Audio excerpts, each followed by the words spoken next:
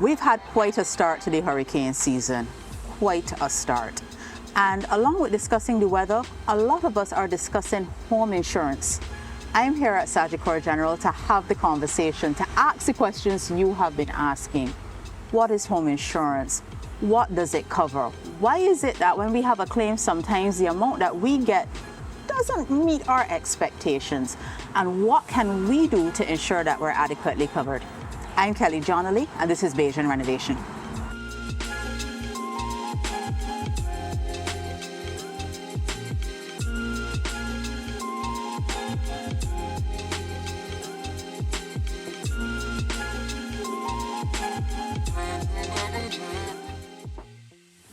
We have had a very busy week weather-wise, Donelle, and after we became meteorologists, we immediately diverted the conversation to home insurance. What is home insurance and what does it include? A good question. So home insurance is coverage for your home, insurance coverage that is, and it is for the home. It is for contents, but not the land. Okay. Inside of a home insurance coverage, you will get fire. You can get fire by itself, Okay. or you can get what we call a comprehensive cover. Under comprehensive, it is fire, it is hurricane, it is earthquakes, it's burst pipes, it's falling trees, it's accidental damage, it's even a little bit of public liability. So by comprehensive, it's an all-inclusive package. And when you say hurricane, right? And I need to break this down. This includes like flooding from the hurricane. This is wind damage. Hurricane includes all of those things? It does. Okay, you touched on something, contents insurance. I know as a property owner, I took out a separate contents insurance package for my contents. If I was renting, can I get a contents insurance package? Another good question, Kelly, and the answer is yes. As long as you, Kelly, or any person who's listening today has bought a fridge, a stove, a bed, you bought it, not your landlord, it's yours. Okay. You should insure it. Those are what we consider contents, even down to your forks, your drapes. Those are contents, and we do insure them. Well, that makes sense because my money buy that. Yeah. But okay, and I just want to make sure because a lot of people tend to think property insurance or homeowners insurance is really for owners. So as a tenant, I can say, look, my landlord probably has insurance for the building that I am in. All the furniture in here belong to me. I can come and insure those. That is correct. You can insure those. Okay, I can put you on the hot seat now that we know that we could get contents insurance, right? And you must have heard this. You pay all this money to the insurance companies, and when you come for a claim, the money that they give you back don't buy back the things that you lost. Where is the disconnect coming from with what we expect the insurance to pay out in the event of a claim and what actually is the compensation or the payout? Okay, the question itself is leading to one of the technical terms we use in insurance called underinsurance. Okay. Now, the very technical meaning of that term is that we look at your sum insured, and that is the value you have insured the property for. Okay. And there's also another value that's very important in insurance. It's called the replacement value. Okay.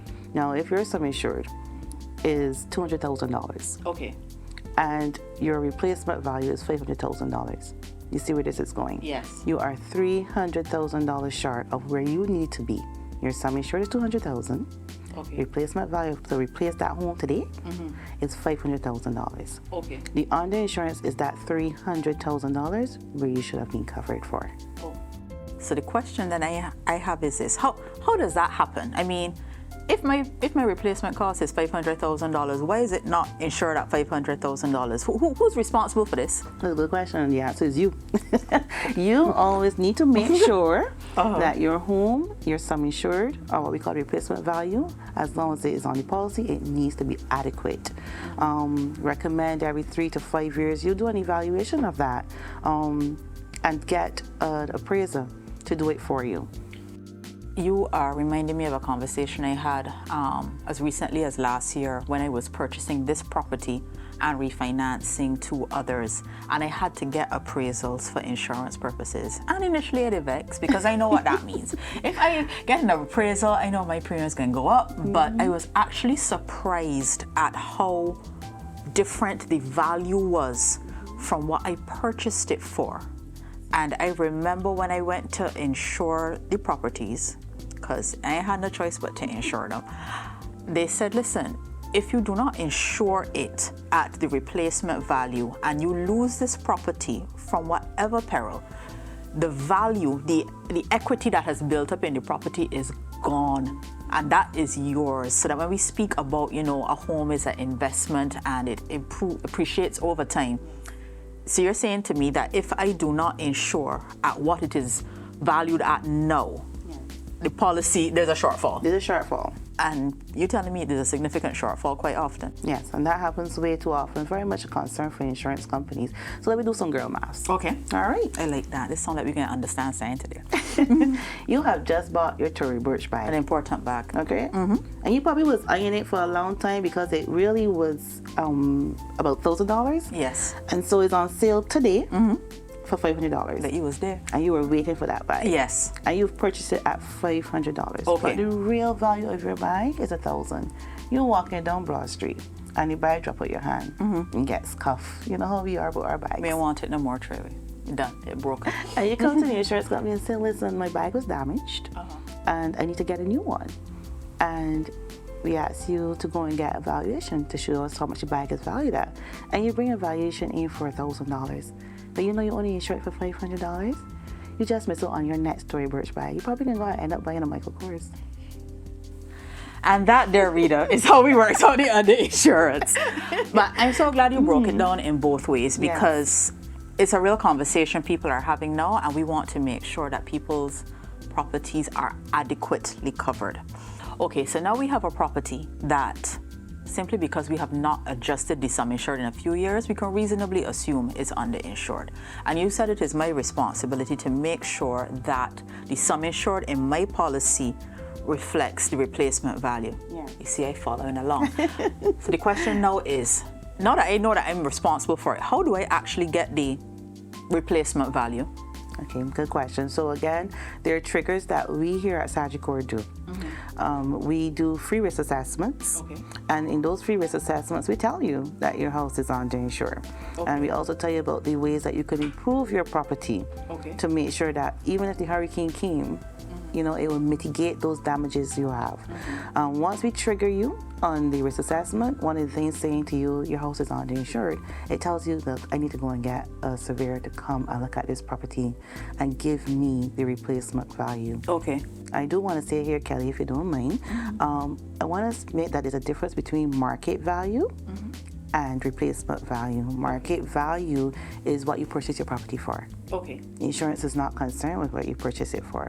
We're very much concerned with what the replacement value of that property is. Got you. You know, you're dealing with your laborers, you're dealing with raw materials. Yes. All those things need to be considered should they have to replace that property tomorrow. And all of that needs to be taken into consideration when you set the sum insured amount. That's correct. I got you. I'm following along. Yes. Now, as you're in the hot seat, I'll just keep you there. You seem to be managing just fine. Okay. And I could relate to this because my heart is still hurting. My heart and my pocket. Oh, Lord. Okay. Why is it that sometimes I am required to pay more insurance? I ain't changed the sum insured, but I am paying more money on my policy and I am make a claim. What would I doing with this money? So this question got two answers, yeah? On behalf of all of us, what would I do with this big lot of money? So we've taken on your property, Kelly, and to be quite honest, we've taken on another other person's property. And to do that, we know that we cannot handle all of it by ourselves. And so we have what we call reinsurance. And a lot of that we take on, we share with them. But you know they don't take it for free. They actually charge us some money. And we may have to convert that to UK dollars or US dollars. So obviously what will happen there is that by the time they charge us, a lot of what we take or that we ask as a premium, we then have to pay them as well. So yes, the premium is a lot. But you're not keeping all of the money? You're not keeping all the money. That money definitely goes to our reinsurers as well. Okay, and is it a case where it's like group health insurance, where the risk is spread in the pool? So it's a case of, okay, we may not have had a lot of damage here in Barbados, but we know we have some neighbors who were hit very hard. would that be a case where likely premiums may increase as a result of just the spread? And that's the second part of the answer. Okay. And you got it. Yeah. So because we all sit in the Caribbean basin. Right. Who say basin? So we sit in the Caribbean basin and we all pull together. So Barbados may not have been impacted by Beryl, but our neighbors did. And we are all in this same pool, and they have to pay out. Reinsurance will have to pay out for these claims.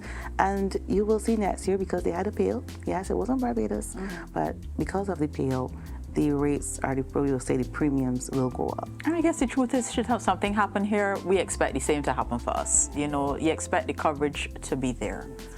Okay. Well, I just paid mine.